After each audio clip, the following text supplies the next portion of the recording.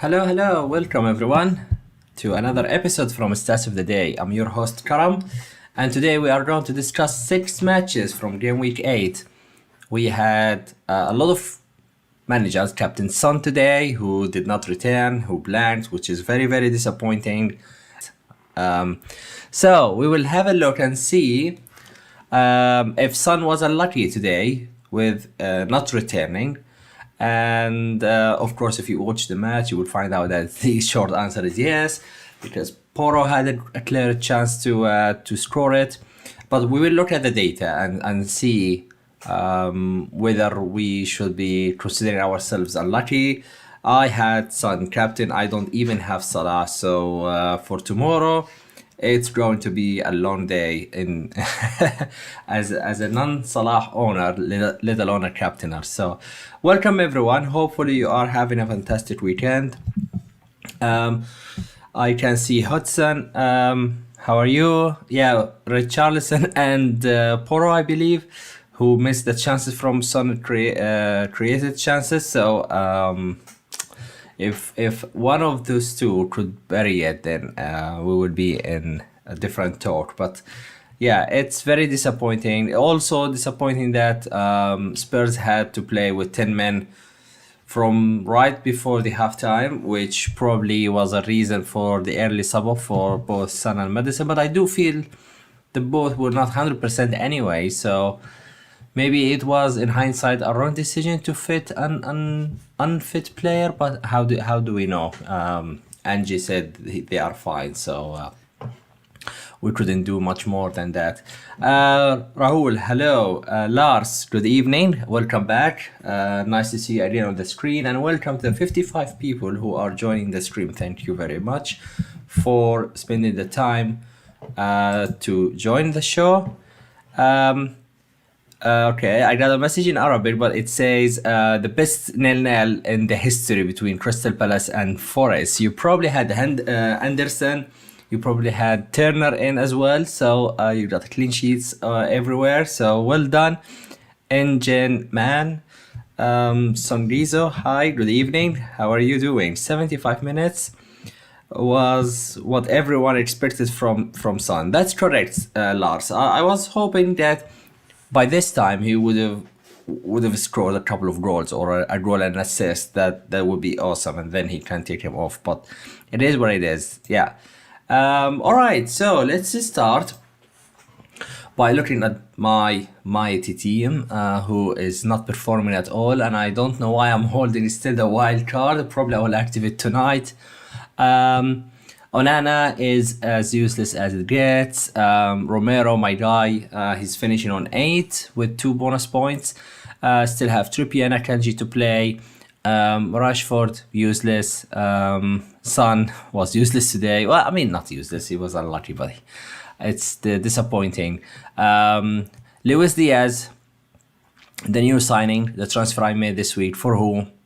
For Sterling. I gave up, what was it like? 17, 18 points today, Sterling. I didn't even want to check how many points he got because it will just break my heart. Yeah, so some would say it's stupid to sell him before Burnley and all of that. But look, I mean, he was so bad that I didn't even want to see him for the rest of the week. So I shipped him really early, right after the match on last game week. I took him out for free to get Luis Diaz, which seems like I'll be down anyway because the mission is almost impossible for Diaz to match Sterling. But who knows? Maybe it happens, but it's not worth it for sure.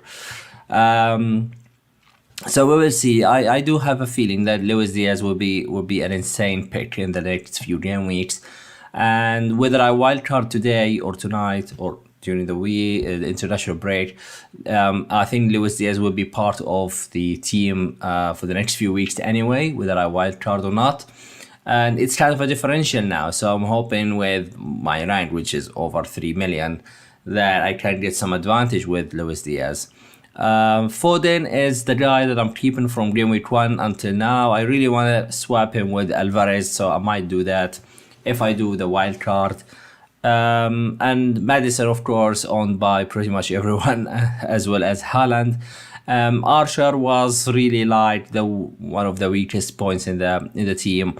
It was him or Morris who I had him for the double game week, so I kind of hedged my odds to get Archer starting, which he outscored Morris by a point, but it's not really a big success. So yeah, it is what it is. So moving on.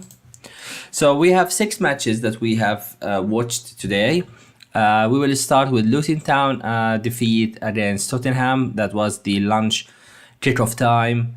Orbini with the highest HGI for Luton Town with almost 0.58, followed by Morris, who had an HGI of 0.27. Quite decent if you compare this number against a very good performing side in Tottenham. But of course, the caveat to that Spurs played the second half with 10 men, and then by the 70th minute or 72nd minute, pretty much Spurs had no striker. So there was a lot of pressure from Luton Town in the second half. So they got a couple of chances, but Spurs held on the score line and managed to get the 3 points from the game. Richarlison was the one who had the highest XGI of 0.9, 4 goal attempts, 2 big chances missed.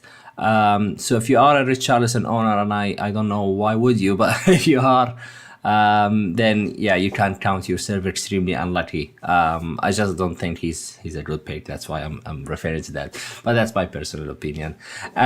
Son with a total XGI of 0.71. We will see later on in the midfielders table that he created 2 chances. One of them is a bigger chance. That's definitely the chance that Poro missed. It was 1-1. I have no idea how he missed it. So if you have both of them, I'm sure you are having a bit of a disappointing evening today. So yeah, it was insane that this chance didn't go in. Madison with his assist to Van de Ven, total XGI of 0.65, 4 chances created, 2 of them are big chances created. So Madison has been doing great, and in hindsight, he's the better captain option than Son, that's for sure. Whether he's better than Salah, we will see tomorrow, or even Haaland. If you didn't hedge, if you kept it on Haaland, you're looking decent today, because the 2 prime options didn't really score or scored minimal points. So it's not going to be as bad tomorrow, I would say. So yeah. The second match, Manchester United against Brentford. Brentford looking like they were winning the game, and then Scott McTominay came back with a brace in the last 2 minutes of the game or 3 minutes of the game, which was an incredible scene. But overall, he has been the second best in terms of XGI with 0.38 and scoring 2 goals from that. Dalot was the highest in terms of HGI of 0.55 with 4 chances created as well. This tells you how bad Fernandes and Rashford have been today. Rashford has barely managed 0.1 XGI, so it was really an off night for Marcus Rashford. So yeah, in terms of Brentford, we've mentioned this guy many times during this season and even last season, right? Matthias Jansen. Although the chance had a very low XGI of 0.1, he managed to put it in, and that's a lot to do with Onana underperforming, and you will see in the goalkeeper table how bad his performance was today.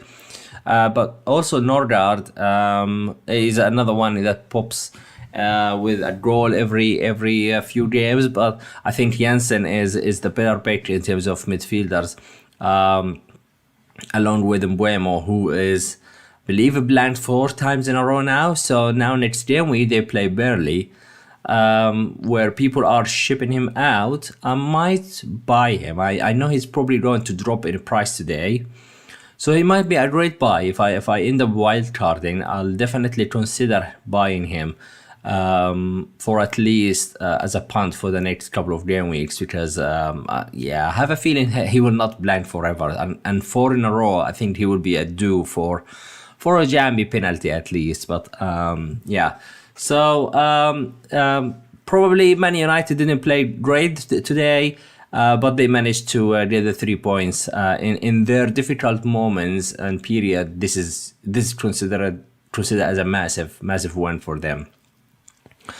I'm looking at some comments in the comment section. Leskip, he captured Pickford. I can't believe it. That's pretty amazing.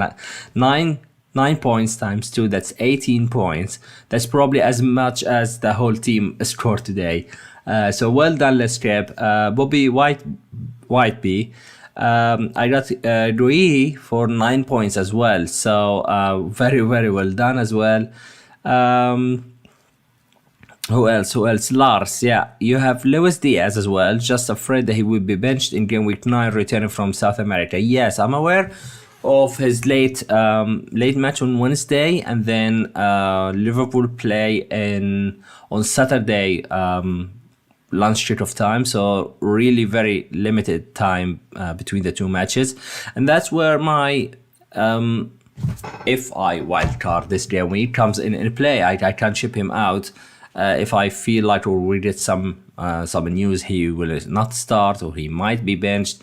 So I'm keeping that open, and that's probably another reason why I might wildcard this game week is to have the flexibility to fix my team, starting from the goalkeeper, and having the option to keep Luis Diaz or sell him for someone else if he's not starting. So we will see about that. We have 2 weeks to decide on this one, but I probably need to sell Onana, who's probably dropping tonight, for Areola, who's rising tonight. So that's a 0.2 gap.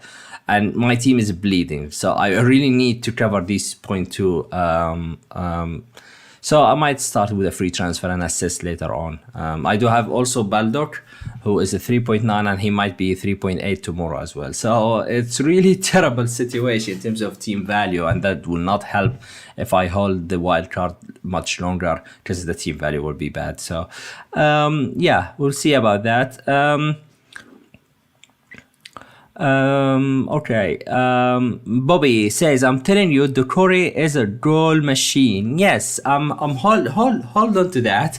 I'm coming to that. I promise you I will cover this, because I have it in the midfielders table, and we know Doucouré from Watford time, and even when he plays for Everton, he's always there for a goal and assist. So yeah, quite good observation, Bobby. Thank you for that. Right, okay. Heather, Buemo has to go. Well, maybe if you've held him that far, he's worth having now. At home to Burnley, could probably be a decent game week to redeem himself. So yeah, it could be one of those where you're going to sell him and then he starts scoring again. So but I get the frustration. 4 games in a row, it's not great. Right. Okay. Let's move on to the third match of this slide, which is Everton against Bournemouth. We've already touched on it, by the way. I thought Everton game would be in the next slide. It's here. I didn't see it. But yeah, Doucouré was the best in Everton. Probably the whole match day so far, actually, with his XGI, one of the highest, if not the highest, with 1.36, with 5 goal attempts and scoring his goal. McNeil had a great game as well, with a total XGI of 0.86, mostly coming in from the assist potential. He created 6 chances, 2 of them were big chances as well. Remember Garner? We've had mentioned him last game week. He had almost an XGI of 2.0, but he never scored that game week, and we mentioned that he might be someone you would like to look at and keep him at least an enabler. He came through today. He scored a goal, but he had an XGI of 0.3. So it kind of things are returning back to the mean a little bit. But yeah, Garner seems to be settling in very well. I think he is now 4.8. So he could be someone along with another fella, an ex-Man City fella that we're gonna talk about as well. Here, Cole Palmer. Not only he's only 4.5, not only he's 4.5, 4.9, I'm sorry, but also he's on penalties, which was quite surprising. I thought that one of Broha, or what's that moment where Jackson was on? I thought one of the strikers will take the penalty, or even Sterling, but Palmer was the one to take it. So I quite like that. Because it seems like a goal and assist today. He has been performing really great since he came in a couple of games ago. So he might be just nailed his place for the time being. And with a goal and assist with an XGI of 0.98, if you take out the penalty, his XG non-penalty drops all the way to 0.25, which isn't bad, especially for his price point. But I think that's the kind of stats you would have to expect. The penalties are massive. I can't remember someone less than 5 million on penalties for his team, let alone for a Chelsea. So I quite like him, and I'll definitely consider or even have him for the next wild card as a fourth, maybe a fifth midfielder. So we'll see how the formation that I end up with. But very likely Palmer will be part of the team. Diaby starts. There are a couple of questions about the Diaby. Before I go into the stream, I saw a tweet. I can't remember from whom. It seems like the Diaby has trained, and he's in contention for tomorrow. Whether he starts or not, I have no idea, to be honest. So tomorrow you will find out. But you cannot do much about it now because the deadline is passed, right? Engine Man says he thought and considered Palmer, but he doesn't feel he's nailed. He will never be 100% nailed. You have Sterling, Modric on the left side, but also Sterling can play on the right and with Palmer, so he will be prone to some rotation. But then he's 4.9 again, so you can easily bench him and rely on put him first sub and rely on him coming on when you need him. So I don't see a problem with that. Who is a good defender for MC? I guess you mean Man City. If that's the case, then I quite like Diaz, Ruben Diaz for nailness. Walker is relatively nailed so far, much cheaper as well. There's almost 1 million gap. But if you are looking for security, then I would definitely go for Ruben Diaz.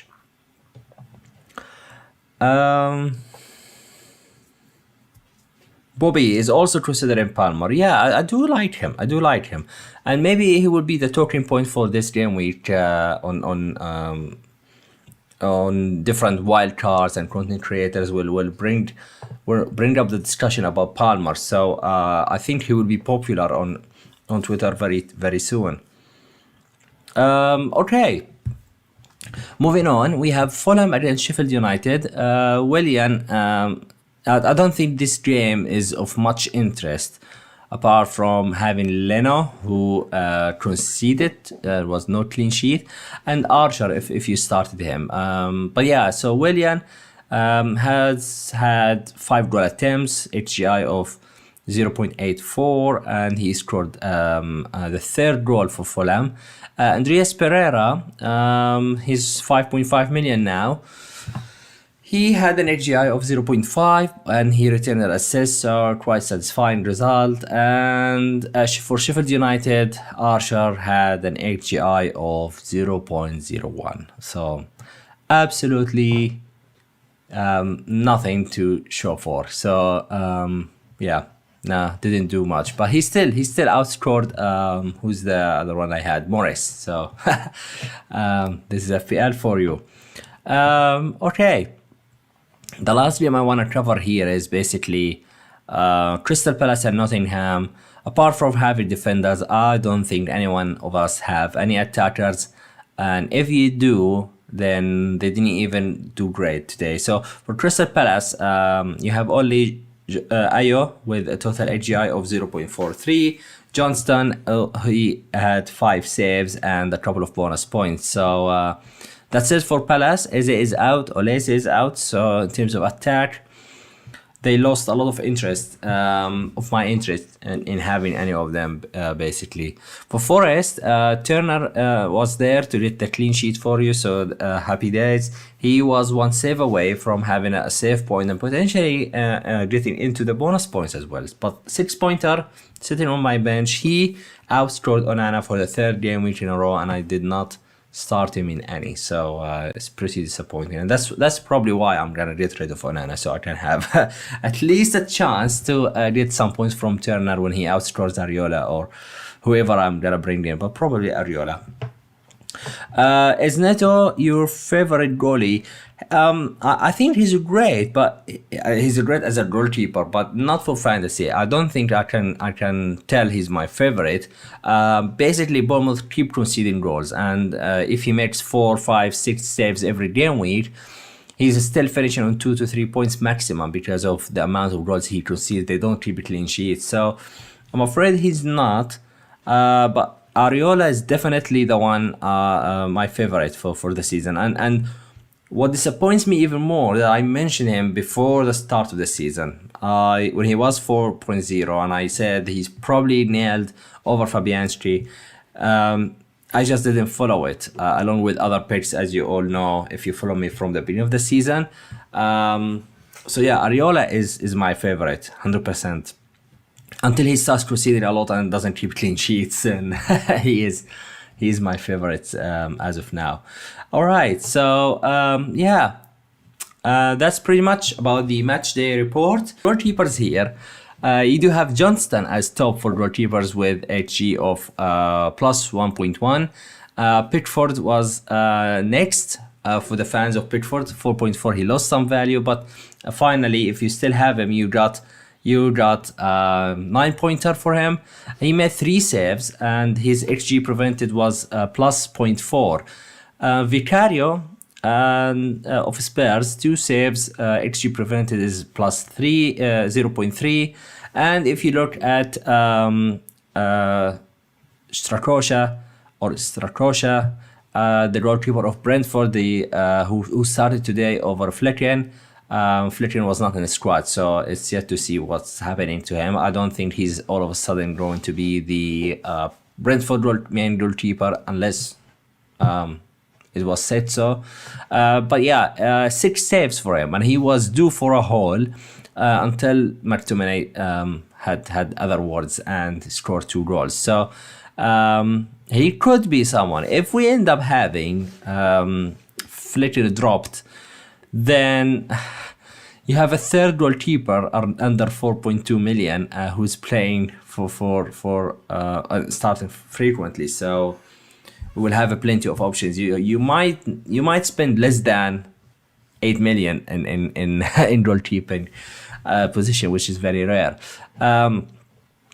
Neto wasn't great today in terms of XG prevented, but again he made 5 saves. And that's what you get from Neto. You get a lot of saves, but you don't get FPL points. So yeah, just to follow up on the question whether he is my favorite. Okay, right. So let's move on to defenders, and I believe this is the correct table already. So we can continue without interruptions. Who is okay? Before I start here, the question says. Who is my favorite defender plays for Brighton? Well, it was Stupinian, right? And he got injured, so now the bandwagon is on Lamptey because he's 3.9. But I would still go for probably Dunk. I would say. I mean, I don't have any other Brighton defender, and apart from Stupinian, who is on a different level, I think, in terms of FPL. Yeah. So. Okay, right. Morello of Forest, 4.5 million. He created 2 chances, 2 shots on target as well. He's been very, very active against Palace. His total XGI of 0.58. Next comes Dalot of Man United, 4 chances created, has been the best Man United player in terms of XG involvement. As you can see, expected assist 0.36 and XG is 0.19 from his only shot on target for the day. Makes his total AGI of 0.55.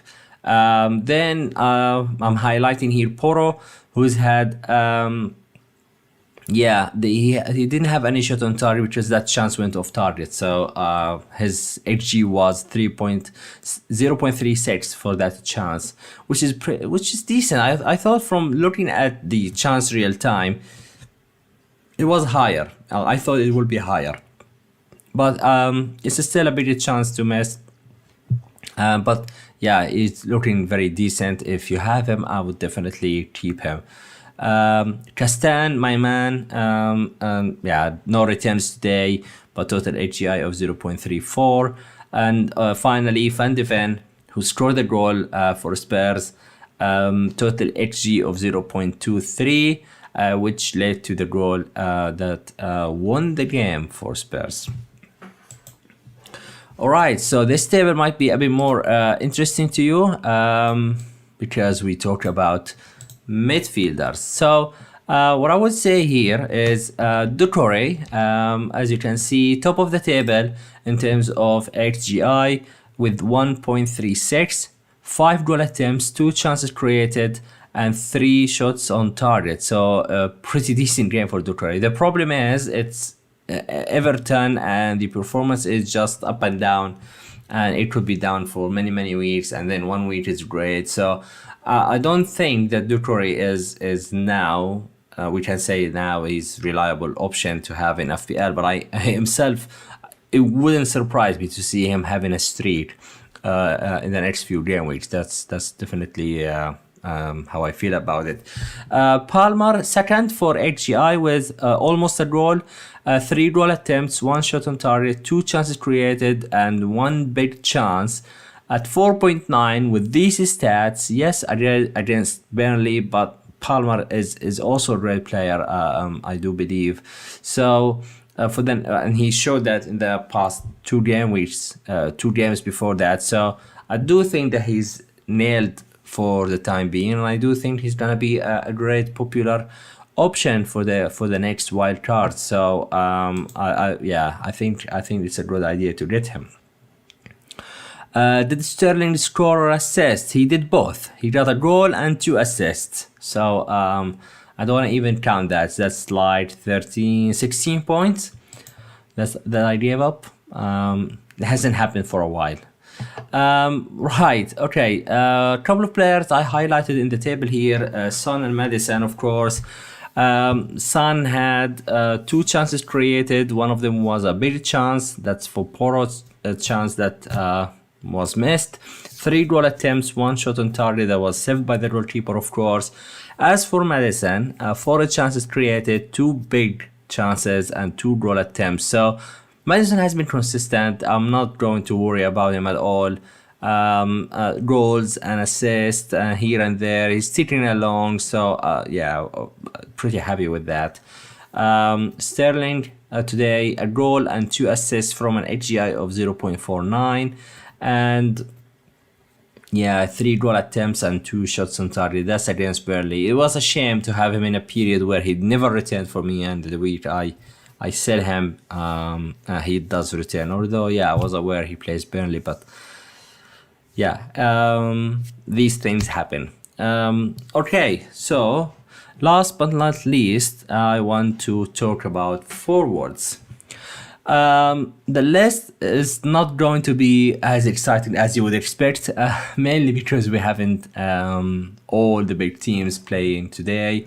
But of course, it's important to highlight some of those cheaper players that you could maybe consider in the next few game weeks. And the players I highlighted here is Calvert-Lewin, because we mentioned him 2 times already, and this is the 3rd time. He's getting into the full fitness status, 5.8, 3 goal attempts today, with a total HGI of 0.36.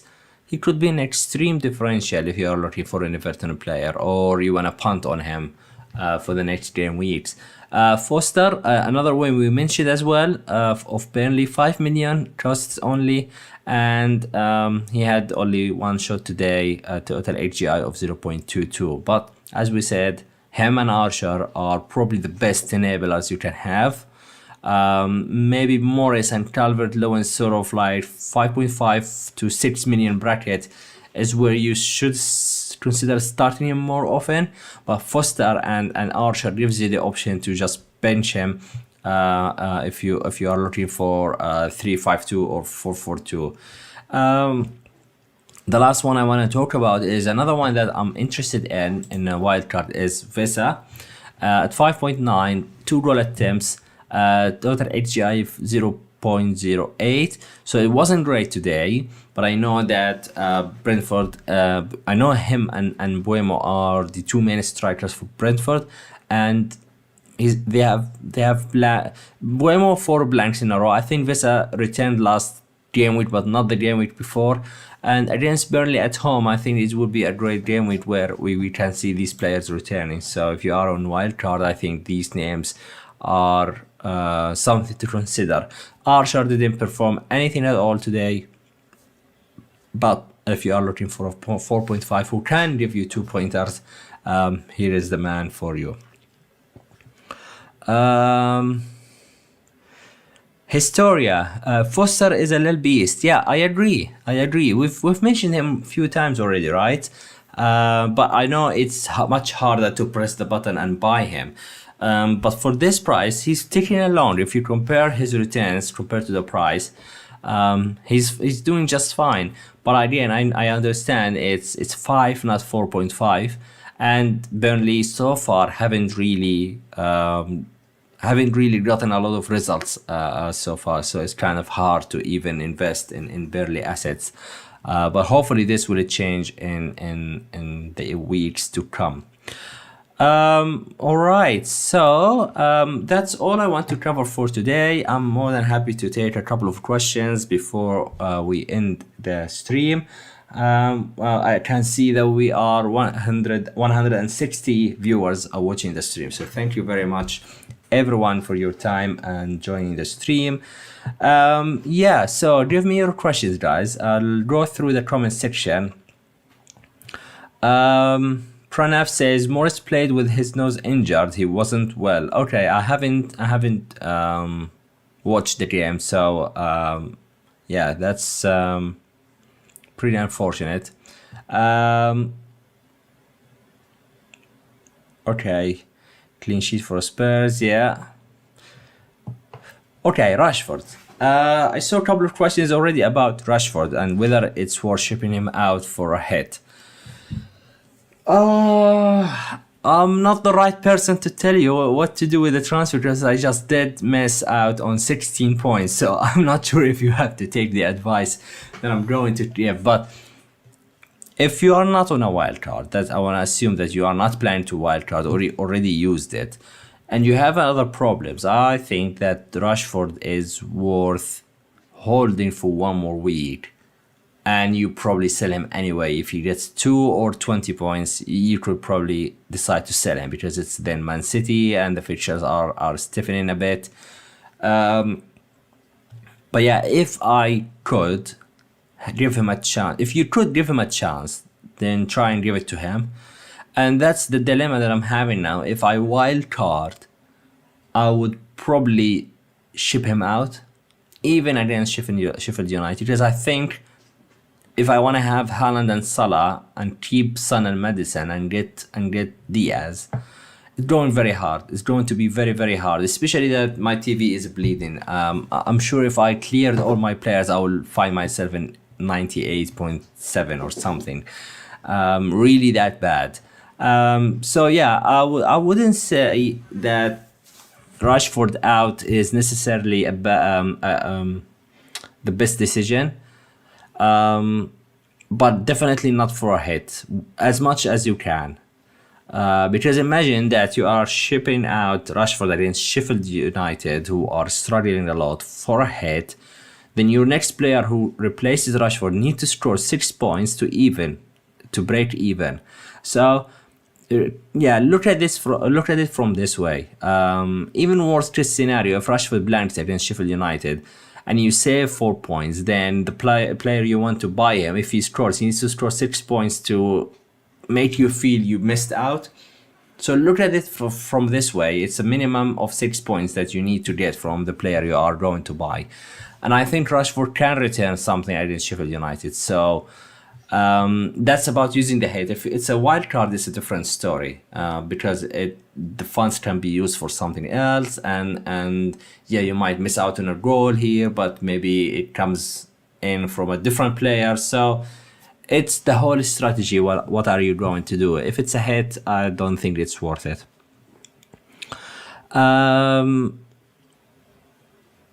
Best as a replacement, Historia. James Ward-Prowse, yeah, I like him. Bowen, I like as well. Mbuemo, to be honest, I like.